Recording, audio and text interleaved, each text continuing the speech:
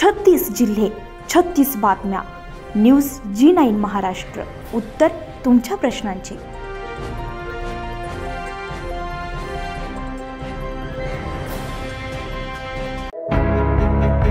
जालना विभागाच्या विभाग नियंत्रक श्रीमती मनीषा सपकाळ मॅडम यांनी स्वतः बोदवड बस स्थानकाला भेट दिली आहे. स्थानकातील विविध विभाग, प्रवासी प्रतीक्षालय, प्लॅटफॉर्म परिसर, तिकीट काउंटर, स्वच्छतागृहे, पिण्याच्या पाण्याची व्यवस्था, कचरा व्यवस्थापन व्यवस्था, वाहतूक नियंत्रण तसेच कर्मचाऱ्यांची उपस्थिती आणि शिस्त यांची त्यांनी त्या ठिकाणी तपासणी केली आहे.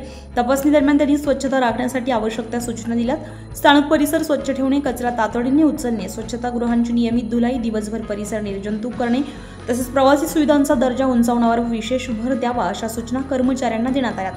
अभियानाच्या गुणवत्तेची खात्री करण्यासाठी प्रत्येक बस स्थानकाला स्वच्छतेच्या विविध निकषांवर गुणांकन दिले जात असून या सर्वेक्षणात बोदवड बस स्थानक उत्तम स्थान मिळवण्यासाठी कर्मचारी वर्गाकडून विशेषतः प्रयत्न सुरू असल्याचंही दिसून आलंय.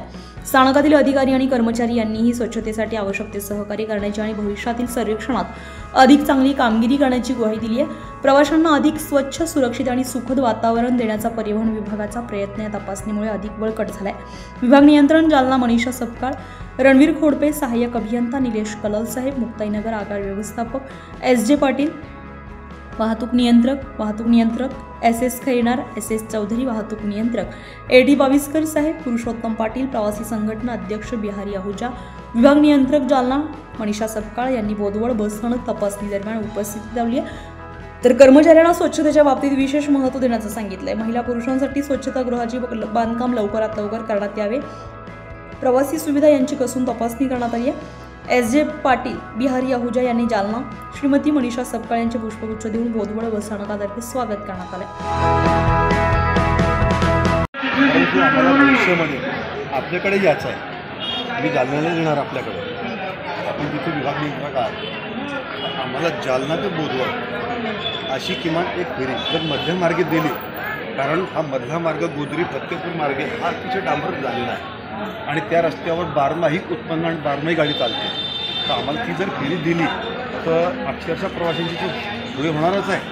परंतु 2-3 जिल्हे मिळून सर्वांचं उत्पन्न वाढणार, प्रवाशांचं उत्पन्न वाढणार आणि आपलं देखील एसटी महामंडळाचं उत्पन्न वाढणार आणि प्रवाशांना देखील आपलं जे साहित्य आहे, जे भाजीपाला काही साहित्य आहे विक्रीला करण्याकरता त्याची देखील त्यांना बाजारपेठ चांगली मिळू शकते. तर आमची आपल्याला एक विनंती आहे, मी जसं आपल्याला पत्र पाठवणारच आहे आता, तर आम्हाला एक फेरी आपण मंजूर करावी. सद्यस्थितीत नाही करता सद्यस्थितीत मला माझ्या जिल्ह्यालाच गाड्या पुरवायची, माझ्याकडे गाड्या आहेत पण माझ्याकडे ड्रायव्हर कंडक्टर नाही आहे. त्यामुळे माझी प्रिऑरिटी आहे ती माझ्या जिल्ह्याची अगोदर आहे. बरोबर, मला मान्य आहे. माझ्या जिल्ह्याचं ज्यावेळेस पूर्ण भागेल त्यावेळेस मी तुमच्या जिल्ह्याकडे येईल. 100% गाडी देईल. पण सद्यस्थितीमध्ये तुम्ही म्हणाला आज पत्र थोडं इच्छा असं म्हणजे थांबावं लागेल, म्हणजे नवीन ड्रायव्हर कंडक्टर 100% एक्सपान्शन करायला मी तुमच्या गाडीला टाकतो. आपली गाडी सुंदर फेरीमध्ये बसते, सकाळी आली दुपारी म्हणजे मुक्कामचा आम्हाला तो विषय नाही. जालना भोकरदन